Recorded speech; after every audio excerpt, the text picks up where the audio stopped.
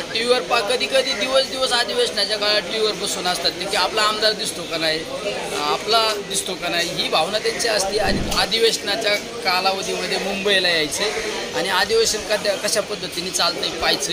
आणि विशेष करून हे सर्व शेतकरी पहिल्यांदाच मुंबईमध्ये आले. विशेष म्हणजे अधिवेशनाच्या कालखंडामध्ये त्यांना कधी येण्याचा प्रश्न पण नव्हता, पण त्यांनी एक इच्छा व्यक्त केली आणि मी आज या ठिकाणी त्या सर्व शेतकऱ्यांना ताकं पाठवलं, चहा पाठवलं. म्हणजे आमचे एवढे भारावले की चहा पेले आणि लगेच ताक पण पेले.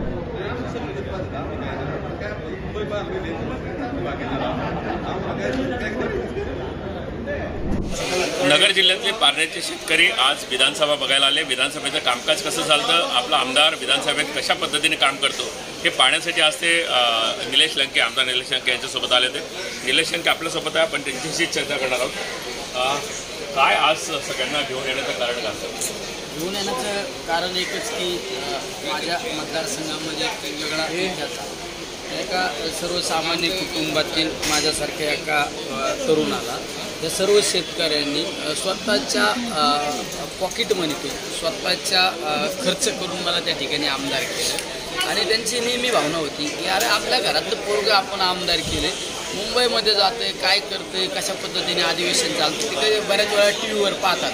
पण टी व्हीवर कधी कधी दिवस अधिवेशनाच्या काळात टी व्हीवर बसून असतात ते की आपला आमदार दिसतो का नाही, आपला दिसतो का नाही, ही भावना त्यांची असते. आणि त्यांनी माझ्याकडं मागच्या 1 महिन्यापासून त्यांनी इच्छा व्यक्त केली की आम्हाला अधिवेशनाच्या कालावधीमध्ये मुंबईला यायचं आणि अधिवेशन कशा पद्धतीने चालतं पाहायचं.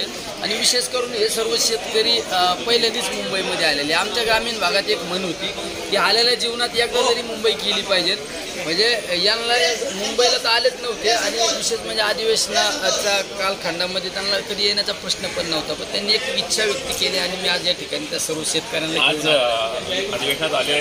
काय काय त्यांनी अपेक्षा केली आणि काय काय इथं तुम्ही आता पूर्ण केली, नेत्यांना काय भेटवलंय, कामकाज कसं झालं ते बघायला सांगितलंय का? ते आल्यानंतर गेटमधून एंट्री केल्यानंतर जितेंद्र आव्हाड साहेब त्यांनी गेटवरूनच आव्हाड साहेबांना पाहिल्यानंतर मला ते म्हणले अरे ह्या साहेबांना आम्ही कायम टी व्हीवर पाहतो, यांच्याबरोबर फोटो काढायचा. त्यांनी एक इच्छा व्यक्त केली आणि आता त्यांना कामकाजसुद्धा कशा पद्धतीने चालतं ते दाखवायचं आहे.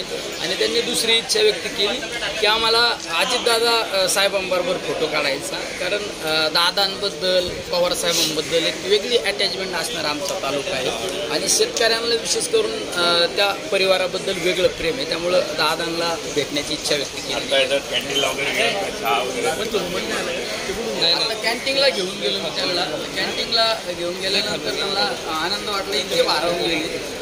चहा आमच्या कॅन्टीनवाल्याला सांगितलं आम्ही चहा दे आणि काही यांना ज्यांना जास्त काहींना ताक घ्यायचं असं कोल्ड्रिंक्स वगैरे पाठवतो, त्यांना कोल्ड्रिंक्स नाही ताक आहे, ताकं पाठवलं, चहा पाठवलं.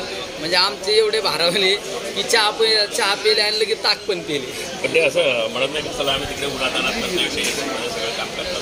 नाही त्यांना तसं अजून तसं काही बोललं नाही, पण त्यांना उलट आनंद वाटतो. इतका आनंद वाटतो की ते इतक्या उंच इमारती पाहून असे आमचे त्यांच्या चर्चा चालू होती की ही इमारती वाऱ्याने हालतात का काय.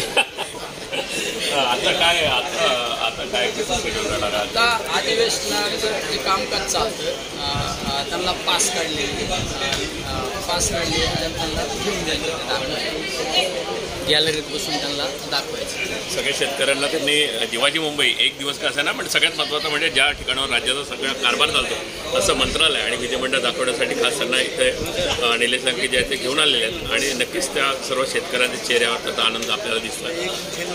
जर्नलिस्ट कृष्णासह प्रफुल्ल साळुंखे, लेट्स अप.